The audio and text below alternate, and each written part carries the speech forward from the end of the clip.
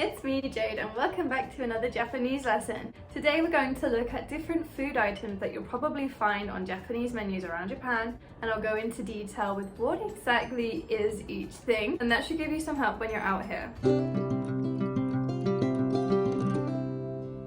So Genki has lovingly provided us with this menu, which is what I'm going to be basing these food items off of. So the first item on the list is teishoku. Teishoku. Now teishoku literally means set meal, and it is exactly what it sounds like. Now traditionally, teishoku was widespread around Zen temples, is what the monks used to eat, and probably still do to this day, I very much imagine. It's comprised of rice, miso soup, some small side dishes which are usually pickled vegetables, and then your main dish, fish, chicken. It can be grilled, it can be fried, depends on your taste. There are lots of different options out there for everyone. Now Japan is not overly vegetarian friendly. Even for menu items that say vegetarian, they normally just mistake being vegetarian with something having vegetables in it. So be aware if you're vegan, even more so when you go to restaurants. You will oftentimes find that there are no veggie options available. Especially beware when you're ordering at ramen restaurants. I'll get into what ramen is in a second for those of you who have no idea. Oftentimes it will say it doesn't have meat on it, but the broth typically is made with animal products.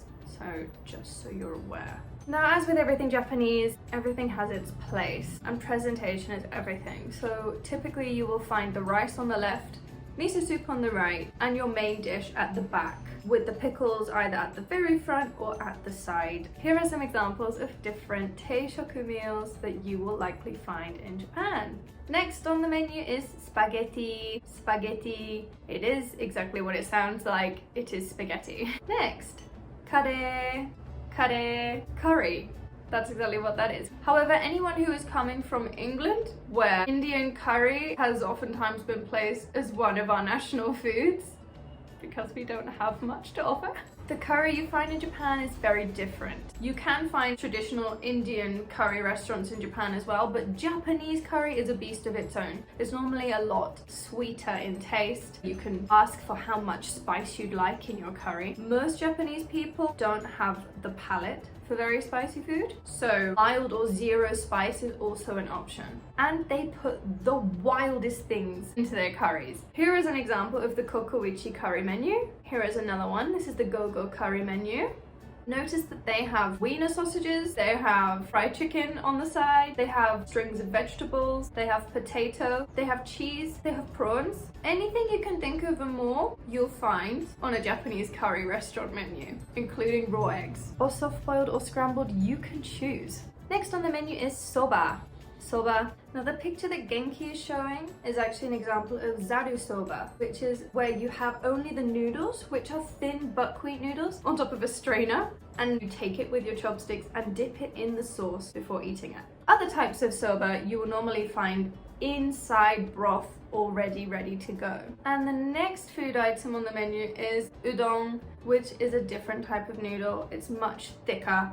If you're struggling with chopsticks, I don't recommend because it's really heavy and therefore difficult to eat. Even to this day, I sometimes still struggle eating udon, but I prefer it to soba personally. I like the taste more. And they have vegetables, they have meat in it. Sometimes it comes with tempura on the top, which is just deep fried vegetables or deep fried meat or deep fried fish, just deep fried something. That's what tempura is.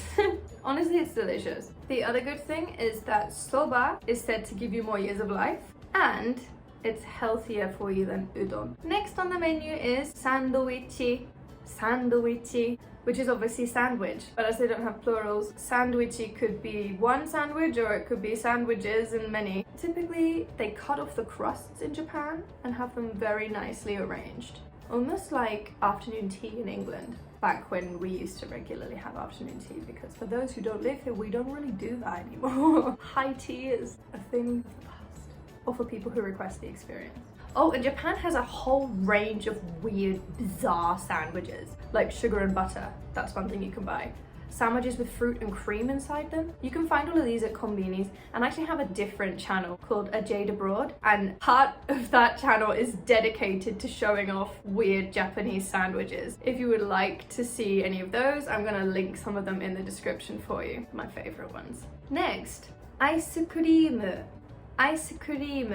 Well, if that wasn't obvious, it's ice cream, and it's the same as you'll find in most countries. However, they have some unique flavors. For example, black sesame flavor, it's one of my top faves. Sweet potato flavor, they have green tea flavor. A lot of their flavors are obviously based on natural food items. Green tea can either come as green tea or as koi. Koi means deep flavor, so a much stronger green tea flavor. That's my fave, my absolute fave. Green tea, for those that don't know, is called matcha in Japanese, but you might actually know the word matcha and never have connected it with it meaning green tea. So if you've learned something new, let me know in the comments below. Next on the list, ramen. Ramen. What exactly is it? For those of you who haven't tried, it's absolutely delicious. And there are different types of broth, which can be soy sauce based, miso based, or pork based. Those are the three main ones. And then you have your noodles inside it, plus meat. Normally it's pork. You also have rashers of dried seaweed, which is delicious. And sometimes these little steamed fish cakes with a little wiggly line in the middle called Naruto maki. Naruto means whirlpool, for those that didn't know. They also often come with menma, which are fermented bamboo shoots and absolutely delicious. Shiraganegi, which is green onion, the long salad onions. And my favorite thing of all time, ramen eggs. These are eggs that have been seasoned in soy sauce, so the outside is like a brownish goldy color, and they're gooey in the middle. Oh, they're so good. Ramen eggs are like the best thing Japan has. Some of Japan's most famous ramen chains include Ichiran and Ippudo. If you go to one of these, you can't go wrong.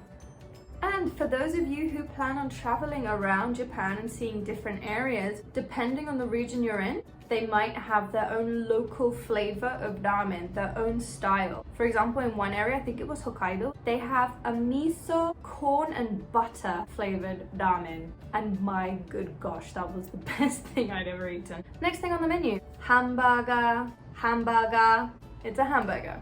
Yep. Coffee, coffee, coffee, cola, cola, Coca-Cola, salada, salada, salad, kocha, kocha. Now, ocha means tea, matcha means green tea, and kocha is Western tea where we add milk, because traditionally you wouldn't do that in Japan.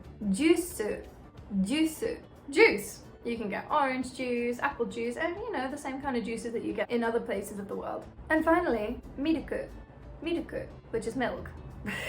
I hope you're getting the picture now of how many loan words from English are truly embedded in Japan. Coffee, cola, juice, miruku, hamburger. I mean, you're mostly gonna have trouble at restaurants where they serve traditional Japanese food, like some of the ones that we just went through today. If you enjoyed this video and maybe you'd like me to make another video on other food items that Genki hasn't included, then let me know down below in the comments. I'd be happy to do that for you. Let me know if you like this video, subscribe to see more, and if you want to get your hands on your own Genki textbook, I have it linked in the description below, so you can find it a bit easier to get your hands on without having to search for it yourself.